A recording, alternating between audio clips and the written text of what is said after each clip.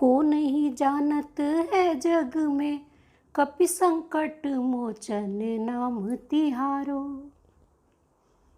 आप सभी को हनुमान जयंती की अनंत शुभकामनाएं। हाँ, ऐसा कौन है सनातन धर्म में जो हनुमान जी को नहीं जानता। तो आज मैं हनुमान जी के कुछ नाम, उनके अवतार सभी के बारे में बताऊंगी, तो प्लीज़ आप लोग सुनते रहिएगा। इनके नाम तो 108 हैं, लेकिन कुछ नाम प्रचलित है और उसके पीछे कौन सी मान्यता है ये सब मैं आज आपको बताऊंगी।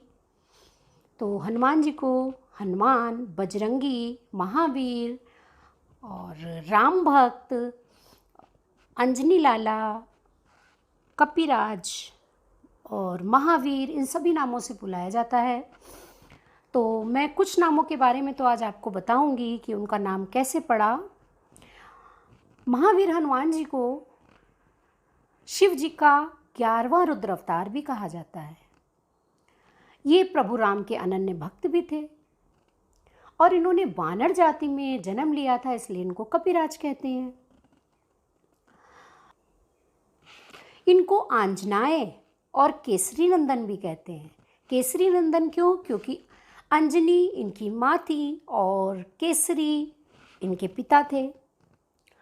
और एक मान्यता के अनुसार इन्हें पवन पुत्र भी कहा जाता है। तो सुनिएगा, मैं आपको सब बताऊंगी कि इनके नाम कैसे कैसे पड़े। आज के युग में हनुमान जी को, यानी कि कलयुग में हनुमान जी को सबसे ज़्यादा प्रभावशाली और शक्तिशाली कहा जाता है। एक मान्यता के अनुसार देवराज इंद्र की सभा में एक अप्सरा थी। एक बार जब दुर्वासा ऋषि इंद्र की सभा में उपस्थित थे, तब अप्सरा, जिसका नाम था पुंजिक स्थली, बार बार अंदर बाहर इधर उधर कर रही थी। इससे ऋषि क्रोधित हो गए और ऋषि दुर्वासा बहुत क्रोधित होकर उन्होंने उसे, यानी कि पुंजिक स्थली को, वानरी होने का श्राप दे दिया। तब पुंजिक स्थली ने बहुत क्षमा याचना की, क्षमा मांगी, तो ऋषि ने इच्छानुसार रूप धारण करने का उन्हें वर दे दिया। कुछ वर्षों बाद उन्होंने वानर श्रेष्ठ विरज की पत्नी के गर्भ से वानरी रूप में जन्म लिया। तो उनका नाम अंजनी रखा गया और उनका विवाह केसरी नंदन के साथ हो गया। एक बार घूमते हुए ऋषि प्रभास तीर्थ के निकट पहुँचे। उन्होंने देखा कि बहुत से ऋषि वहाँ आए हुए हैं, अर्चना कर रहे हैं। उसी समय वहाँ एक विशाल हाथी आया और उत्पात मचाने लगा और वो ऋषि भारद्वाज के ऊपर झपटा। केसरी नंदन ये सब दूर वृक्ष से देख रहे थे और उन्होंने हाथी को उत्पात मचाते हुए जब देखा तो उसके बड़े बड़े दांत उखाड़ दिए और उस हाथी को मार डाला। तब ये सब देखकर ऋषि प्रसन्न हो गए और उन्होंने केसरी से कहा कि वर मांगो वानरराज। तो केसरी ने वरदान मांगा कि प्रभु, मुझे एक ऐसा वर दे दीजिए, अगर आपकी इच्छा हो तो मुझे एक ऐसा वर दे दीजिए कि प्रभु इच्छानुसार रूप धारण करने वाला और पवन के समान पराक्रमी, बलशाली तथा रुद्र के समान पुत्र मुझे वरदान में दे दीजिए। ऋषियों ने तथास्तु कहा। एक दिन माता अंजनी मानव रूप धारण कर पर्वत के शिखर पर जा रही थी। तो वे डूबते हुए सूरज की खूबसूरती को बड़े प्यार से निहार रही थी। अचानक तेज हवा चलने लगी और उनका वस्त्र उड़ने लगा। उन्होंने आसपास देखा, कहीं कोई हवा नहीं थी, पेड़ों का एक भी पत्ता नहीं हिल रहा था। उन्होंने सोचा, जरूर कोई राक्षस हमारे साथ घृष्टता कर रहा है। और वे बोली, कौन दुष्ट मुझ पतिपरायण स्त्री का अपमान करने की चेष्टा कर रहा है, सामने आओ। तभी अचानक पवन देव प्रकट हुए और देवी क्रोध करने लगी। तो उन्होंने कहा, देवी मुझे क्षमा करें, आपके पति को ऋषियों ने मेरे समान पराक्रमी पुत्र होने का वरदान दिया था, तभी विवश होकर मैं आपको स्पर्श करने आ गया हूँ। उन्होंने आगे कहा, भगवान रुद्र मेरे स्पर्श द्वारा आप में प्रविष्ट हो गए हैं और वही पुत्र के रूप में प्रकट होंगे। वानर राज केसरी के क्षेत्र में भगवान रुद्र ने स्वयं अवतार लिया। इस प्रकार रुद्रावतार के नाम से उनको जानते हैं।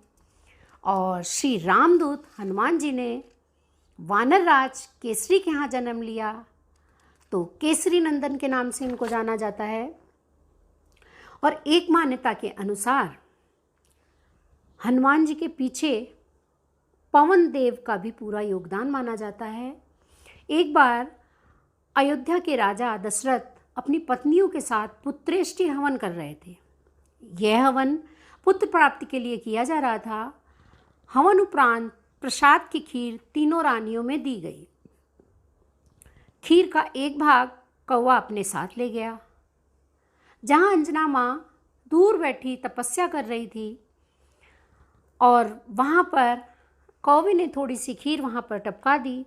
ये सब भगवान शिव और वायुदेव की इच्छा अनुसार हो रहा था। तपस्या करती अंजना माँ के हाथ में जब खीर आई तो उन्होंने इसे शिव जी का प्रसाद मान लिया और उसे ग्रहण कर लिया।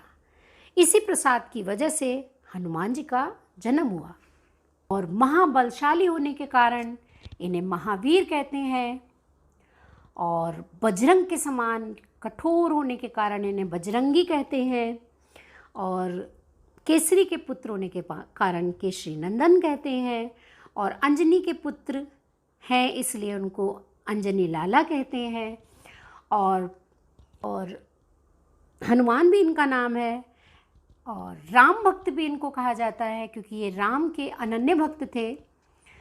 तो मैं आशा करती हूँ आप लोग को यह सब सुनकर बहुत अच्छा लगा होगा और मैंने पूरी कोशिश की आप लोग को पूरा समझाने की, बताने की।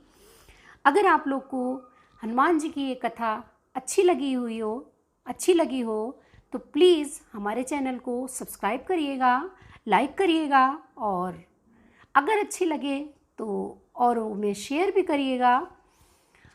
आज आप लोगों को ये बताना बहुत ज़रूरी था कि हनुमान जी को बलशाली और महावीर केसरी नंदन क्यों कहा जाता है। और सभी को एक बार फिर से पुनः हनुमान जी के जन्मदिन की बहुत बहुत बधाई। और समय की कमी के कारण या थोड़ा सा बीमारी के कारण मैं कोई वीडियो नहीं बना पाई और मैं नेक्स्ट वीडियो पूरी कोशिश करूँगी कि आप लोगों को बेसिक व्याकरण की वीडियो बनाऊंगी और आप देखते रहिएगा। Thank you so much.